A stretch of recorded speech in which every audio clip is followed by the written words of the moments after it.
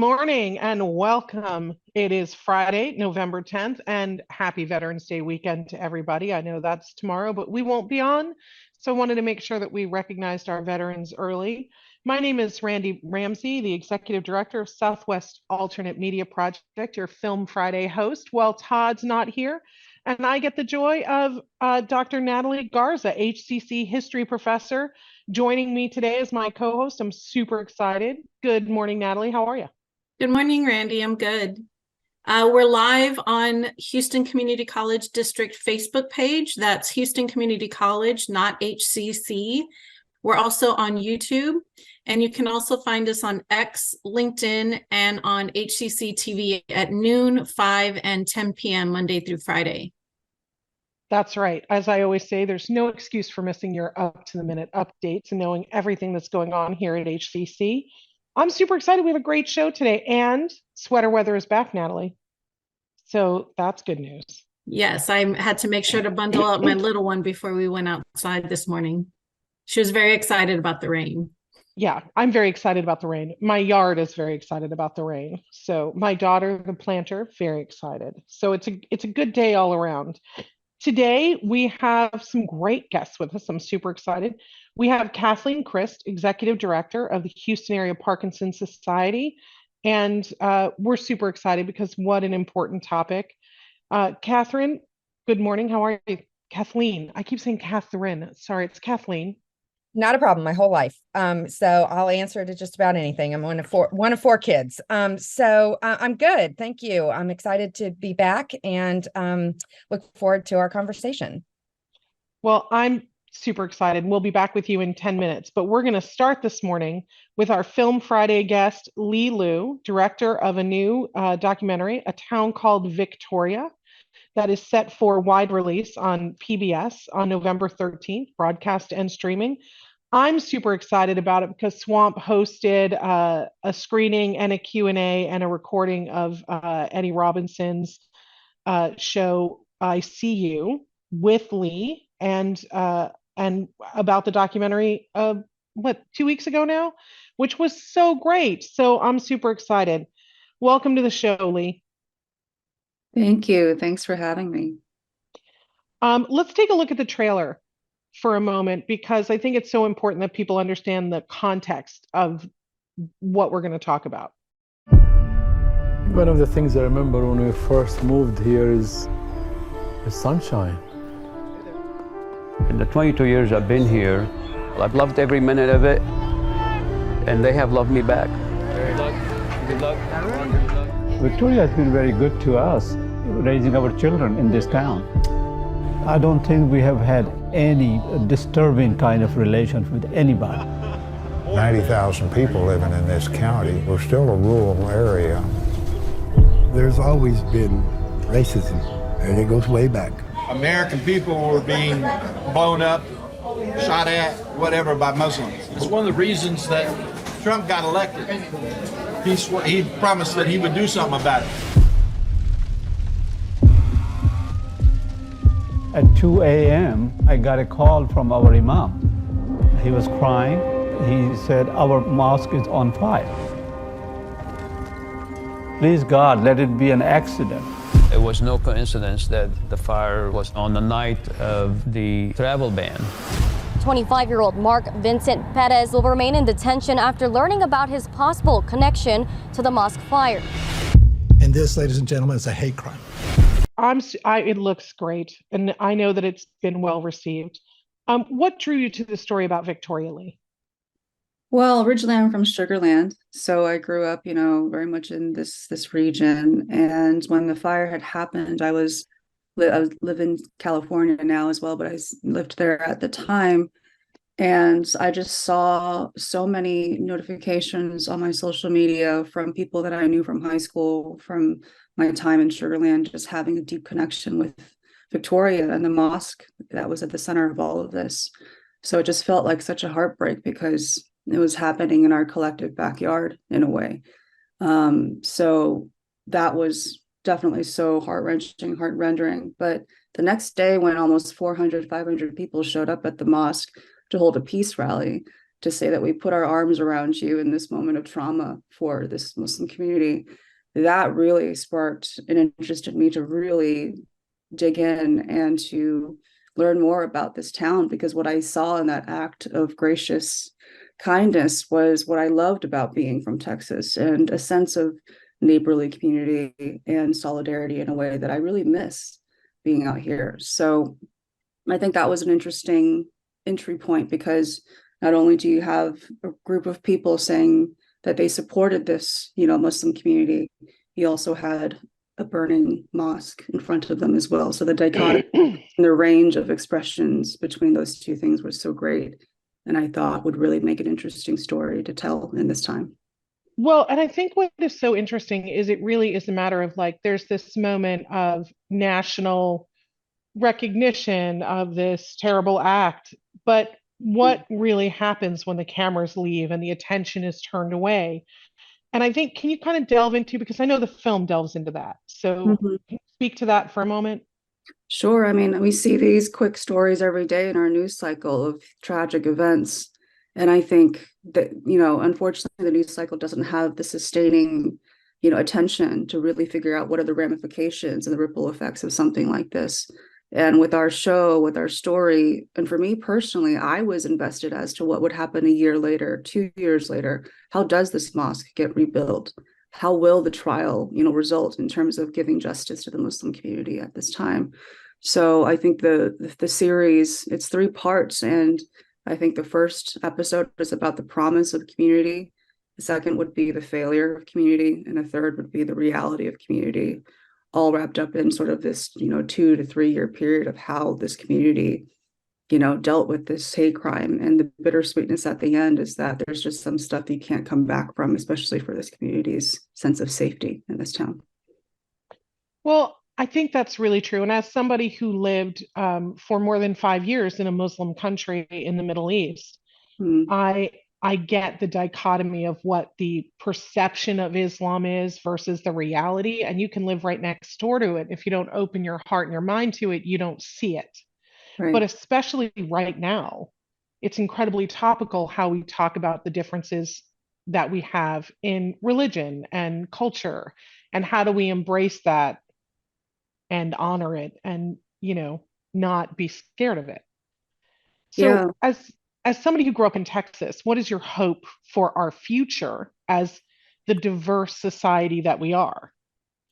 Well, I mean, I never thought that we would be releasing this series in a time like this. It's so unfortunate that we are seeing the exact same things regarding vandalization of mosques and synagogues around the country.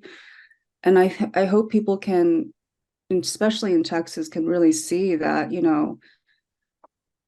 I hope people can really find community with each other and build lasting solidarity with each other, because Texas is so diverse. I mean, Houston is so diverse, And so how do we build upon our strengths and our diversity, and also build upon our sense of culture and hospitality and sense of generosity to build better communities for each other? Because I hope Texans can see that there's room for all, and all people deserve safety, to grow their families, to be in peace, and to be protected by the same laws. So, how can we embrace each other in such, difficult times? And I think you mine that in the documentary. I mean, I think you do mine that quite a bit. Like, how do we, yes, there are some things you can't come back from, but also how do we embrace each other? How do we live in this very diverse? I mean, you're right. Houston is the most diverse city in America. And so how do we say yes to that in a way that is inclusive and encouraging and yet not scary? Right. I think it takes people that disagree with each other to make a brave step towards each other. If there is a house of worship in your town, in your community, that you haven't gone by and said hello, those little acts do so much. Just to say hello, you're a part of our community, welcome, and this is my name, and I live right around from where this community is. Those little things do a lot, and to really seek and understand, versus not just the surface hello at the grocery store, I've seen you around, that kind of thing, but really try to understand what experiences for those folks, especially in a time like this where it's so divisive yet again. Just be bold and ask open-hearted questions. And I think that spirit will take you very far if you're really curious. Is that one of the takeaways is that one of the things you've learned in working on this documentary is I don't know what I don't know, but I shouldn't be afraid to ask? Yeah, definitely. This whole, 6-year project was a curiosity, an exercise in curiosity.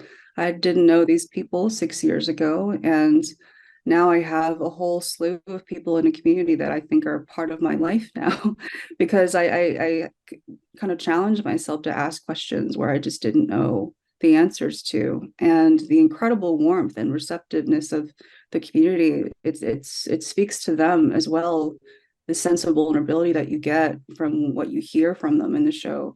It's kudos to them for being so open as well, to receive my curiosity with a sense of, open-heartedness. And I think that's true for most people. We don't, I just don't think people, want to go into an argument with each other or disagree. I think people can sense when someone's being genuine about trying to learn about something they don't know about. I'm so excited for this documentary personally on so many levels, but can you remind us where we can find it and where we can follow it, what dates? And Sure. So our national broadcast and release on streaming will be on PBS next Monday. So this upcoming Monday, the 13th. And I asked the station, Channel 8, and it'll be on Monday, November 13th at 8 o'clock. They'll be showing episodes 1 and 2. And then Tuesday, November 14th, they'll be showing episode 3 at 9 o'clock. So that'll be on, the television station, but you can find it on streaming on the PBS app, on Amazon, or wherever you stream, films and television. You'll be able to find it on Monday. Lee, thank you so much for being here. Thanks for doing this documentary. And hey, keep us posted on your next project. I know you're not even there yet, but I'm so excited for you as a young filmmaker because my friend Alfred. I know you worked at the Film Commission for a while, so congratulations on this great success, and we look forward to seeing you again soon to hear about your next project. Wonderful. Thank you so much for having me. Oh, it's our pleasure, 100%. I don't know about you, Natalie, but I'm very excited. I am too. I love this and thinking about like things that I can show to my students that they would be really excited about. So it's on my list now to share with them. Oh, there's it's a great really PBS good discussion guide for teachers and educators. If y'all want that resource, I can send it to you. But we spent a good deal of time giving communities and educators a sense of a discussion guide to accompany the show as well. Oh yeah, send that along, please. Yay. Thank you. We're moving on to our next guest. We're joined by Kathleen Crist of Houston Area Parkinson Society. This weekend, they'll be hosting one of their most popular events of the year, the No Falls Festival. So Kathleen Crist, Executive Director of the Houston Area Parkinson Society, welcome and thank you for joining us. Thank you. Good morning. Good morning. So before we talk about the event, can you tell us a little bit about what is Parkinson's? Of course. So Parkinson's disease is a neurological condition. It is progressive and degenerative, which means that it stays around for a long time and gets worse over time. We now know that it is the fastest progressing neurological disorder in the world. And we know that about 90,000 Americans are diagnosed each year. What happens is the brain stops producing dopamine, which is a chemical messenger that we all have that helps us regulate mood, memory, attention, pleasure, but also movement. And so primarily what happens with people with Parkinson's is that their movement becomes impaired, slow, and then sometimes they have unwanted movement like tremor. But there is, with Parkinson's, we know we have no cure. We have lots of treatment options. It's a very manageable disease, and it's something that we have to manage over the course of decades for most people, depending on the age that they are diagnosed. And is there a particular population that is affected by Parkinson's? Well, white men tend to be affected more than any other demographic. We don't exactly know why that is. There's likelihood that that'll change over the course of time, but right now we don't really have any answers as to why that is. But it is typically average age of onset is somewhere between 55 and 60, although some people can be diagnosed in their 20s and 30s. Often you see less of that. You see more people diagnosed in their 40s and 50s, but it can be also diagnosed later in life because age certainly is a risk factor. And you talked about, some of the symptoms that people experiences. Is there anything else that we should know about how Parkinson's progresses? Well, Parkinson's is a very interesting disease, and what is also pretty interesting is how different, how it presents in different people, different ways, how it progresses in different people in different ways, and so we know that over time it will get worse, but we don't know at what rate, and we don't know how that looks. So, for some people, it's about slowness, tremor. It can affect things like the ability to smell. It can affect things like the ability to speak, to smile. Fine motor skills are often affected.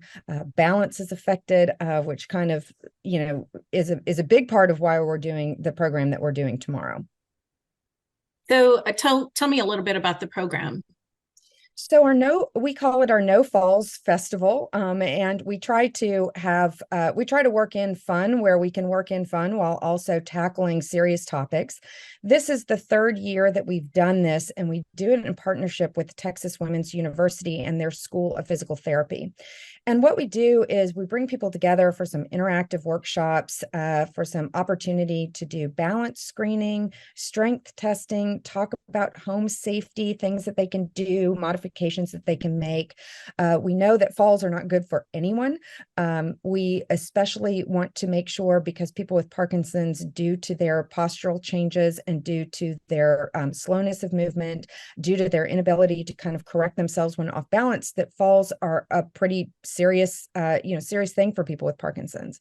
And so our goal is to kind of raise awareness of how people can stay safe in their environments, but also the things that they can do exercise-wise, or just, specific tasks that they can do to help improve things that will help keep them safe.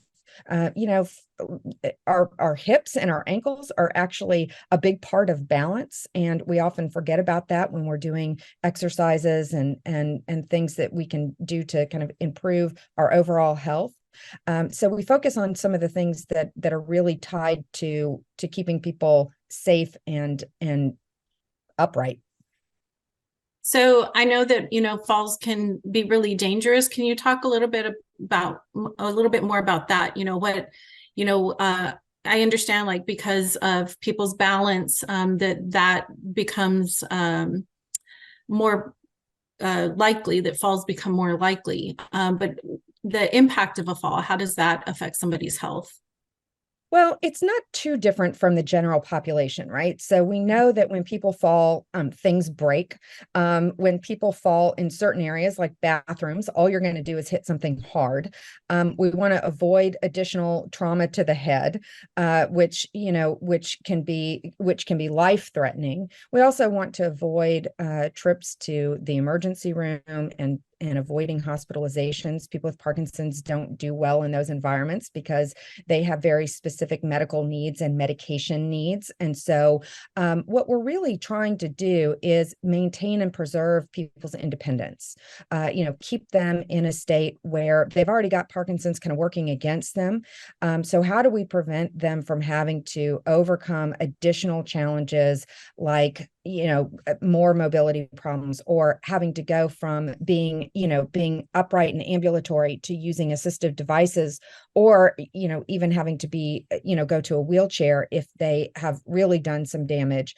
Because all of those setbacks are not helpful to the ongoing Parkinson's process that they're already experiencing. And we also know, you hear all the stories about, you go to the hospital and you something else happens there, you get sick there. So we want to keep people out of the hospitals. We want to keep people out of rehab facilities. But most importantly, we want to maintain independence so they can function in their own homes and in their own environments and kind of continue maintaining their quality of life. Yeah, thank you for that. I think focusing kind of for somebody like myself who doesn't know anything about it, the idea of wanting people to be able to maintain their independence, I understand how valuable that would be. And it sounds like this festival offers really practical advice of, how to fix the home and how to, build up or try to preserve as much of, balance and things like that as possible. When is the festival and where is it taking place? It takes place tomorrow. We do a lot of our programs at the United Way, which is kind of centrally located here in Houston. Our service area is 8 counties. And so this makes it equally miserable for everyone to drive in from the outlying areas. And so it's from 10 to noon, and it's kind of an open house format. So people can come and visit whichever stations they want to visit, ask about home safety, ask about, phenomenons like freezing, get their balance screened, get their strength tested. And then we try to work in fun things like games that kind of challenge balance a little bit, like cornhole tossing and frisbee throwing. And of course, we're a highly food motivated organization. And so we always have fun kind of themed snacks and things like that. So it's at the United Way tomorrow, and from 10 to noon. Thank you. Thank you for all of your information, Kathleen. I learned a lot. Kathleen Crist, Executive Director, Houston Area Parkinson Society. We will have your information on the post after the show. Wonderful. Thank you so much. Thank you so much, Kathleen, for being here, and thank you for all that you're doing. I mean, as somebody with folks with Parkinson's in the family, it's a huge lift. Well, we are proud of the work that we do. Wish we didn't have to do it, but are glad to be here and helping the community. Well, Natalie, I learned so much today about Texas, about like the services for Parkinson's. I think it's a good show, but we have some announcements, one of which I'm sad to say, free haircuts at Central ends November 15th. HCC is offering free haircuts again on Tuesdays, Wednesdays, 9:30 to 2 Tuesdays, 9:30 to 2:30 Wednesdays at the Central campus, but go now because after the 15th, no more. And the drama department, Homes for the Holidays, the game's afoot. It's the season for the drama department, so they're gifting us with a mystery. It's December 1936, and a Broadway star known for his portrayals of Sherlock Holmes invites fellow cast members to his Connecticut castle for a weekend of fun. That is, until one of them is stabbed to death. And so this play is taking place this Friday and Saturday, November 10th and 11th. And it also is on Monday, November 13th. It's at the HCC Stafford Fine Arts Center, and it's free. So reservations are encouraged. Check our post after the show for more information. Cannot beat free at all. The Houston Cinema Arts Festival is on now through November 19th. Great screenings, local filmmakers, really terrific. They have venues all over Houston and a virtual short film program as well. Super great. Check it out. For more information, visit their website, cinemahtx.org. Their whole schedule's up there. That's most of my weekend is devoted to that. I'm super excited. Monday, we have free groceries. Monday, November 13th, 10 a.m. to 1 p.m. at our A-Leaf campus. The Community Health Market Trailer will be distributing free groceries for HCC students. Bring your Houston Food Bank Scholarship ID card. And if you don't have one, just arrive 15 minutes early and you can apply. So check our post after the show for more info. I always am happy to see the line of students, at that truck when I'm over teaching. So Good news. And HCC Sports Recreation student versus staff game. That is happening Wednesday, November 15th at 2 p.m. at the Northline campus. Cheer on your fellow students or maybe your favorite campus manager at a friendly soccer match. Participants will receive a prize. Check the post after the show for more info. And we are kicking off the HCC Foundation's I Love HCC fundraising campaign. Well, it kicked off. We're continuing the fundraising campaign that inspires HCC employees to make personal donations in support of our students. Payroll deduction is the easiest way. They take it out, you never know it's gone. So best way to give. There's drawings and prizes if you need some motivation. And Natalie, I know that you know spring registration is open because I'm sure you're giving out those permission numbers. Yes, I'm looking for people to get into my classes, and it's all various modalities. We have online anytime, online on a schedule, hybrid, in-person, and hybrid lab. And to learn more about HCC programs, start dates, and options to cover costs, go to hccs.edu/apply.